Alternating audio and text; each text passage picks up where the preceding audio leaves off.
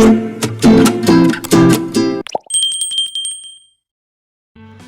Everyone, welcome back to Lakshmi kitchen. ಇವತ್ತಿನ ಈ ವಿಡಿಯೋದಲ್ಲಿ ಮಟನ್ ಸಾಂಬಾರು ಯಾವ ರೀತಿ ಮಾಡೋದು ಅಂತ ನೋಡೋಣ. ಇದಂತೂ ಮುದ್ದೆ ಮತ್ತು ಅನ್ನದ ಜೊತೆ ತುಂಬಾ ರುಚಿಯಾಗಿರುತ್ತೆ. ಮಟನ್ ಸಾಂಬಾರು ಮಾಡೋದಕ್ಕೆ ಮೊದಲನೇದಾಗಿ ಒಂದು ಕುಕ್ಕರ್ಗೆ 2-3 ಟೇಬಲ್ ಸ್ಪೂನ್ ಆಗುವಷ್ಟು ಎಣ್ಣೆ ಹಾಕಿ, ಎಣ್ಣೆ ಚೆನ್ನಾಗಿ ಕಾದ ನಂತರ ಸಣ್ಣದಾಗಿ ಉದ್ದುದಕ್ಕೆ ಕಟ್ ಮಾಡ್ಕೊಂಡಿರೋವಂಥ 2 ಈರುಳ್ಳಿನ ಹಾಕಿ ಚೆನ್ನಾಗಿ ಫ್ರೈ ಮಾಡ್ಕೊಬೇಕು. ನಂತರ 1 ಟೇಬಲ್ ಸ್ಪೂನ್ ಆಗೋಷ್ಟು ಶುಂಠಿ ಬೆಳ್ಳುಳ್ಳಿ ಪೇಸ್ಟ್ನ ಹಾಕಿ ಅದು ಕೂಡ ಹಸಿ ವಾಸನೆ ಹೋಗೋವರೆಗೂ ಚೆನ್ನಾಗಿ ಫ್ರೈ ಮಾಡ್ಕೊಬೇಕು.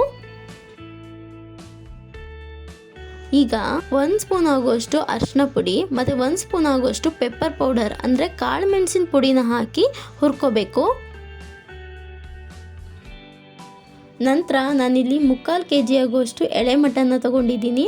ಮಟನ್ನ ಚೆನ್ನಾಗಿ ತೊಳೆದು ಸ್ವಲ್ಪನೂ ನೀರಿಲ್ಲದೆ ಇರೋ ಥರ ಇಟ್ಕೊಂಡಿದ್ದೀನಿ. ಅದನ್ನ ಇವಾಗ ಪಾತ್ರೆಗೆ ಸೇರಿಸ್ಕೋಬೇಕು. ಮಟನ್ನಲ್ಲಿ ಸ್ವಲ್ಪ ಕೂಡ ನೀರಿರಬಾರ್ದು, ಯಾಕಂದರೆ ಮಟನ್ ಬೇಯುವಾಗ ಅದರಲ್ಲಿರುವಂತಹ ನೀರಿನಂಶ ಎಲ್ಲ ಬಿಡುತ್ತೆ.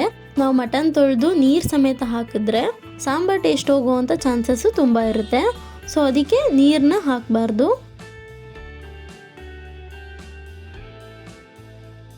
ಈಗ ಮಟನ್ ಬೇಯೋದಕ್ಕೆ ಸ್ವಲ್ಪ ಉಪ್ಪು ಹಾಕಿ ಮಟನ್ನ ಎಣ್ಣೆದೆ ಚೆನ್ನಾಗಿ ಫ್ರೈ ಮಾಡ್ಕೊಬೇಕು. ಈಗ ಸ್ವಲ್ಪ ಕೊತ್ತಂಬರಿ ಸೊಪ್ಪು ಮತ್ತು ಪುದೀನ ಸೊಪ್ಪನ್ನ ಸಣ್ಣದಾಗಿ ಕಟ್ ಮಾಡಿ ಹಾಕೊಬೇಕು. ಈ ರೀತಿ ಹಾಕೋದ್ರಿಂದ ಸಾಂಬಾರು ಒಳ್ಳೆ ಘಮ ಬರುತ್ತೆ. ನಂತರ ಮಟನ್ನ ಎಣ್ಣೆಲಿ ಚೆನ್ನಾಗಿ ಫ್ರೈ ಮಾಡ್ಕೊಬೇಕು. ಈಗ ಮಟನ್ನ 2-3 ವಿಷಲ್ನ ಕುಕ್ಕರಲ್ಲಿ ಚೆನ್ನಾಗಿ ಕೂಗಿಸ್ಕೋಬೇಕಾಗುತ್ತೆ. ಕುಕ್ಕರ್ ವಿಷಲ್ ಬರೋಷ್ಟರಲ್ಲಿ ಸಾಂಬಾರಿಗೆ ಬೇಕಾಗಿರುವಂತಹ ಮಸಾಲೆನ ರೆಡಿ ಮಾಡ್ಕೊಳ್ಳೋಣ. ನಾನಿಲ್ಲಿ ಒಂದು ಮಿಕ್ಸರ್ ಜಾರ್ಗೆ 1 ಕಪ್ ಆಗೋಷ್ಟು ತೆಂಗಿನಕಾಯಿನ ತೊಗೊಂಡಿದ್ದೀನಿ. ತೆಂಗಿನಕಾಯಿನ ಮೊದಲೇ ಸ್ವಲ್ಪ ರುಬ್ಕೋತಾ ಇದ್ದೀನಿ. ಈ ರೀತಿ ರುಬ್ಕೊಳ್ಳೋದ್ರಿಂದ ಮಸಾಲೆ ತುಂಬ ನೈಸಾಗಿ ಬರುತ್ತೆ. ನಂತರ 1/4 ಕಪ್ ಆಗೋಷ್ಟು ಹುರ್ಗಡ್ಲೆ, 2 ಪೀಸ್ ಚಕ್ಕೆ, 1 ಏಲಕ್ಕಿ, 4 ಲವಂಗ, ಸ್ವಲ್ಪ ಗಸಗಸೆ ಅಂದರೆ 1 ಸ್ಪೂನ್ ಆಗೋಷ್ಟು ಗಸಗಸೆನ ತೊಗೊಂಡಿದ್ದೀನಿ. ಈಗ ಒಂದು ದಪ್ಪು ಟೊಮೊಟೊನ ಕಟ್ ಮಾಡಿ ಇಟ್ಕೊಂಡಿದ್ದೀನಿ, ಅದನ್ನು ಹಾಕೋಬೇಕು. ನಂತರ ಒಂದು ಅರ್ಧ ಈರುಳ್ಳಿನ ಹಾಕೋಬೇಕು. ಯಾಕೆ ಅರ್ಧ ಅಂದರೆ 1 ಈರುಳ್ಳಿನ ಹಾಕಿಬಿಟ್ರೆ ಸಾಂಬಾರು ಸ್ವೀಟ್ ಬಂದುಬಿಡುತ್ತೆ. ನಂತರ 1-2 ಇಂಚು ಶುಂಠಿ, ಸ್ವಲ್ಪ ಬೆಳ್ಳುಳ್ಳಿ ಹಾಕೊಬೇಕು. ಅದಾದಮೇಲೆ ಸ್ವಲ್ಪ ಗರಂ ಮಸಾಲ, ನಂತರ 2-3 ಟೇಬಲ್ ಸ್ಪೂನ್ ಆಗುವಷ್ಟು ಧನಿಯಾ ಪುಡಿ, ನಂತರ 2 ಸ್ಪೂನ್ ಆಗುವಷ್ಟು ಮಟನ್ ಮಸಾಲ ಮತ್ತು 2 ಸ್ಪೂನ್ ಆಗುವಷ್ಟು ಖಾರದ ಪುಡಿನ ಸೇರಿಸ್ಕೊತಾ ಇದ್ದೀನಿ. ಈಗ ಸ್ವಲ್ಪ ಕೊತ್ತಂಬರಿ ಸೊಪ್ಪು ಮತ್ತು ಪುದೀನ ಸೊಪ್ಪನ್ನ ಹಾಕಿ ಸ್ವಲ್ಪನೇ ನೀರು ಹಾಕಿ ಮಸಾಲೆ ನುಣ್ಣಗೆ ರುಬ್ಕೋಬೇಕು.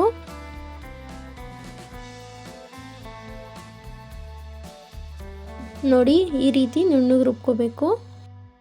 ಈಗ ಕುಕ್ಕರ್ ವಿಜಿಲ್ ಇಳಿದಿರುತ್ತೆ ಮತ್ತು ಮಟನ್ನಲ್ಲಿರುವಂತಹ ನೀರಿನಂಶ ಎಲ್ಲ ಬಿಟ್ಕೊಂಡಿರುತ್ತೆ. ಹಾಗೆ ಮಟನ್ ಕೂಡ ಚೆನ್ನಾಗಿ ಬೆಂದಿರುತ್ತೆ. ನೋಡ್ಬೋದು ಇಲ್ಲಿ ಮಟನ್ನು ಎಷ್ಟು ಚೆನ್ನಾಗಿ ಬೆಂದಿದೆ ಅಂತ. ಹಾಗೆಯೇ ಮಟನ್ನಲ್ಲಿರುವಂತಹ ನೀರಿನಂಶ ಕೂಡ ಎಷ್ಟು ಚೆನ್ನಾಗಿ ಬಿಟ್ಟಿದೆ ಅಂತ.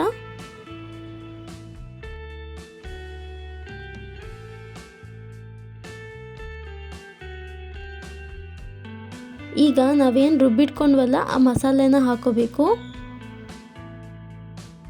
ಮಸಾಲೆ ಹಾಕಿದ್ಮೇಲೆ ಸ್ವಲ್ಪ ಮಿಕ್ಸ್ ಮಾಡಿ ನಿಮಗೆ ಯಾವ ಕನ್ಸಿಸ್ಟೆನ್ಸಿ ಬೇಕೋ ಆ ಕನ್ಸಿಸ್ಟೆನ್ಸಿ ತಕ್ಕನಾಗೆ ನೀರನ್ನ ಸೇರಿಸ್ಕೋಬೇಕು.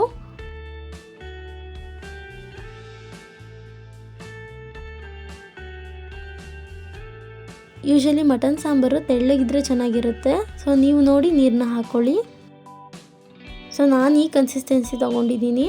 ನಂತರ ಸಾಂಬಾರು 2-3 ಕುದಿ ಬರೋವರೆಗೂ ಚೆನ್ನಾಗಿ ಕುದಿಸ್ಕೋಬೇಕು.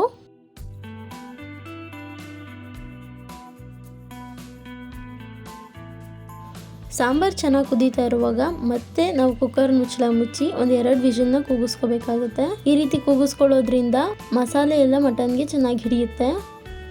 ನೋಡಿ, ಈಗ 2 ವಿಷಲ್ ಆಗಿ ಕುಕ್ಕರ್ ಕೂಲ್ ಆಗಿದೆ.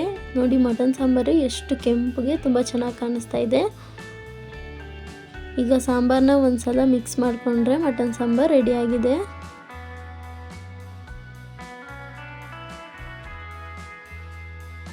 ಈ ಮಟನ್ ಸಾಂಬಾರನ್ನ ಮುದ್ದೆ ಮತ್ತು ಅನ್ನದ ಜೊತೆ ತಿಂತಾಯಿದ್ರೆ ತುಂಬಾ ಟೇಸ್ಟಿಯಾಗಿರುತ್ತೆ. ಸೊ ನೋಡಿ, ಎಷ್ಟು ಸಿಂಪಲ್ಲಾಗಿ ಮನೇಲೇ ಮಟನ್ ಸಾಂಬಾರನ್ನ ಮಾಡ್ಕೊಬೋದು. ಸೊ ಸೊ ಈ ವಿಡಿಯೋ ನಿಮಗೆ ಇಷ್ಟ ಆಗಿದ್ದರೆ ಲೈಕ್ ಮಾಡಿ, ಶೇರ್ ಮಾಡಿ ಆ್ಯಂಡ್ ಕಮೆಂಟ್ ಮಾಡಿ. ಮತ್ತಷ್ಟು ವಿಡಿಯೋಗಳಿಗೆ ನಮ್ಮ ಚಾನಲ್ನ ಸಬ್ಸ್ಕ್ರೈಬ್ ಮಾಡಿ. Thank you for watching.